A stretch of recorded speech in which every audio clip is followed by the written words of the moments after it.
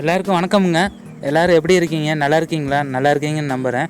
இன்றைக்கி நம்ம வெள்ளரிக்காய் உழவு முதல் அறுவடை வரை தான் பார்க்க போகிறோம்.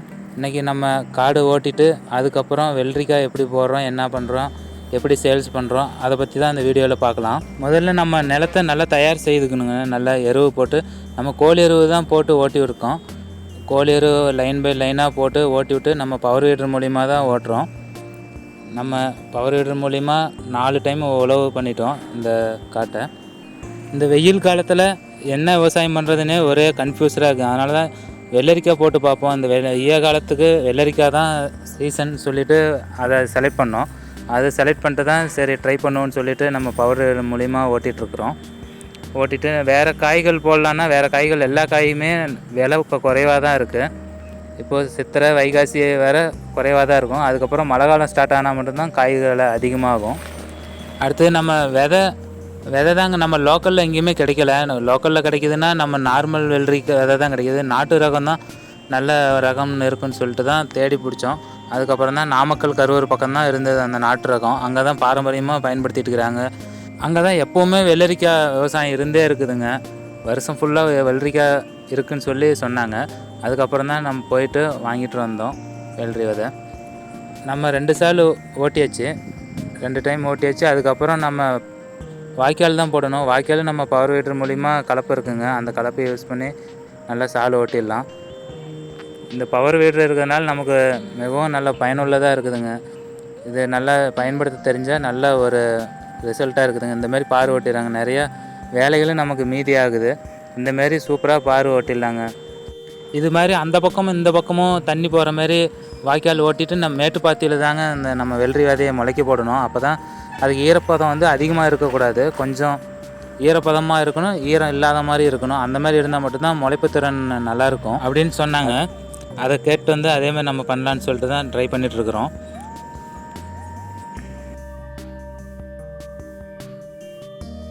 அதுக்கப்புறம் நம்ம மேட்டுப்பாத்தியில் விதை போகிறதுக்காக நம்ம கலக்கத்தில் இந்த மாதிரி வாய்க்கால் மாரி போட்டிருப்போம். சின்னதாக வாய்க்கால் மாரி நான் போட்டுட்டு போய்ட்டுருக்குறேன்.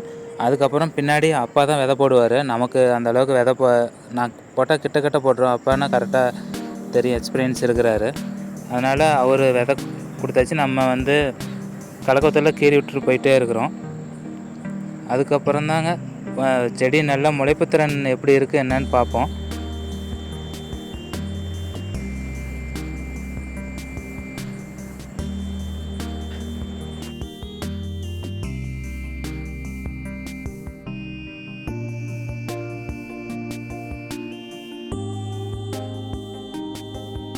விதை போட்டு ஒரு 10 நாளையில் முளைப்புத்திறன் நல்லதாக வந்துடுங்க.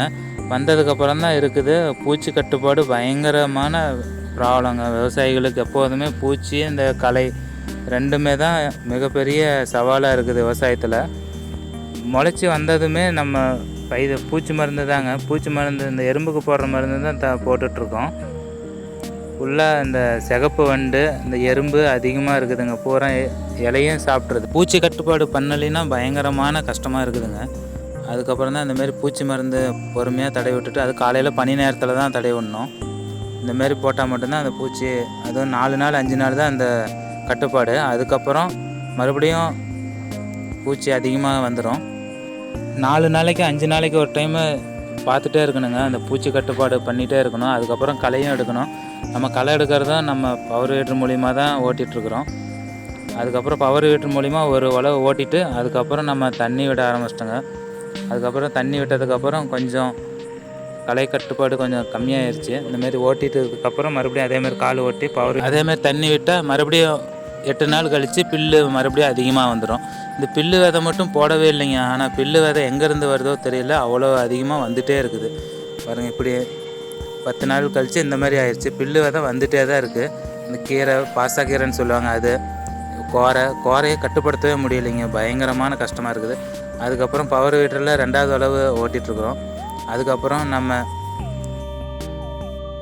கெமிக்கல் உரம் செடி உரம் போட்டுட்டு நம்ம பவர் வீட்டரில் ஓட்டிட்டு நல்லா 2 சால் நல்லா ஓட்டிட்டு இதான் ஃபைனலில் கடைசியாக ஓட்டுறோம். அதனால் நம்ம 2-3 அளவு நல்லா சுத்தமாக ஓட்டி நல்லா காய வச்சு அதுக்கப்புறம் தான் தண்ணி கட்டணும்.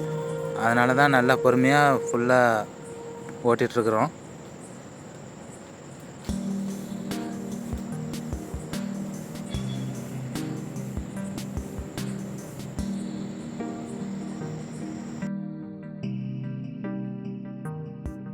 அதுக்கு அடுத்தது நம்ம மீன் அமிலம் தான் அடிச்சிட்ருக்குறோம்.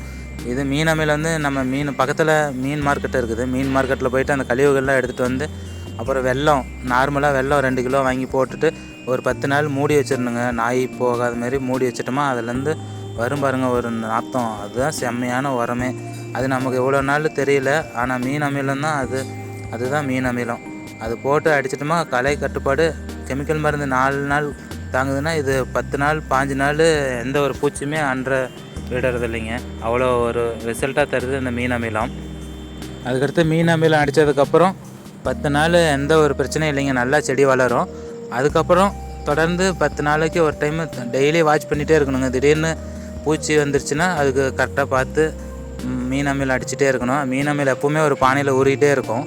அது எப்போ பூச்சி இருக்குதோ டப்புன்னு எடுத்து அன்றைக்கே அடிச்சிடலாம். பேட்டரி ஸ்ப்ரே தான் நம்ம பயன்படுத்துகிறோம்.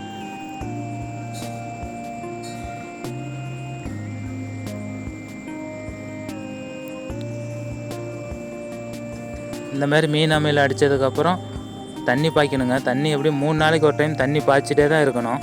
அது தண்ணி ட்ரை ஆகிடுது. வெயில் காலம் அதிகமாக இருக்கிறதுனால பயங்கரமான வெயிலாக இருக்குது. 2வது தண்ணி 3 நாளைக்கு ஒரு டைம் பாய்ச்சிட்டே இருக்கிறதா இருக்குது. அதுக்கப்புறம் நம்ம செடியோட அப்டேட் பார்க்குறோம். இந்த மாதிரி செடியை வந்துருச்சிங்க. ஆனால் இப்போ இன்னும் காய் பறிக்கலை. இப்போ தான் 1-2 காய் இந்த மாதிரி பூச்சினால இந்த மாதிரி வெடிப்பு திறன் அந்த மாதிரி எல்லாம் இன்றைக்கி தான் டைமு காய் அறுப்பு பண்ணுறோம். காலையில் 8 மணிக்கே ஸ்டார்ட் பண்ணியாச்சு அறுக்கிறதுக்கு. ஒரு அப்ராக்சிமேட்டாக ஒரு 5 கிலோ 6 கிலோ அந்த மாதிரி வரும். மொதல் டைம்னால கம்மியாக தான் வரும். அதுலேயும் நம்ம இந்த மாதிரி காய் வெடிப்பு, சொத்தைக்காய், பெண்டு அந்த மாதிரி காயெல்லாம் இருக்கும். அதெல்லாமே கழிச்சிட்டு நம்ம நல்ல காய் மட்டும்தான் எடுத்துகிட்டு போனோம். அப்புறம் அப்பா அறுத்து கொடுக்க நான் எடுத்துகிட்டு போயிட்டு வாஷ் பண்ணுங்க, கழுவணும். நல்லா கழுவி கிரேடில் எடுத்துகிட்டு வந்துட்டு நல்லா தண்ணி ஓடுற தண்ணியில் நல்லா கழுவிட்டு தரம் பிரிக்கணுங்க. அதுக்கப்புறம் 3 ரகமாக பிரிக்கணும். சின்ன காய் தனியாக, பெரிய காய் தனியாக, அப்புறம் வளைஞ்சு போன காய் தனியாக பிரிச்சுட்டு பக்கத்தில் கடை இருக்குதுங்க. பக்கத்தில் ரோட்டோரத்தில் கடை இருக்குதுங்க. இளநீ கடை, அப்புறம் பழமுதிர் கடை எல்லாமே இருக்குது. அங்கே தான் கொடுக்குறோம். அங்கே தான் ரெகுலராக கொடுக்குறோன்னு சொல்லி பேசிட்டு வந்தாச்சு. ரெகுலராக வாங்கிக்கிறேன்னு சொல்லிட்டாங்க. உங்கள் ஊரில் 1 கிலோ வெள்ளரிக்காய் எவ்வளோவுக்கு சேல் ஆகிட்டுன்னு சொல்லி கமெண்ட்ஸில் சொல்லுங்கள். அப்படி நம்ம வீடியோ பிடிச்சா நமக்கு ஒரு லைக் பண்ணிடுங்க. அப்புறம் அப்பா தான் எடுத்துகிட்டு போவார். நம்ம கழுவி எல்லாமே பேக்கிங் பண்ணி வச்சுருவோங்க. நல்லா தரம் பிரித்து பேக்கிங் பண்ணி பக்காவாக வச்சுட்டா அப்பா வந்து எடுத்துகிட்டு போயிடுவார். இந்த மாதிரி வெள்ளரிக்காய் விவசாயம் பண்ணி பயங்கரமான கஷ்டங்க. ஒவ்வொன்றும் பார்த்து கொண்டு வரதா இருக்குது. செடியும் சரி, நோய் தாக்கல், 2வது இந்த மாதிரி காய் பெண்டு எல்லாமே பார்த்து எடுத்து கொண்டு வரது ரொம்ப கஷ்டமாக இருக்குது.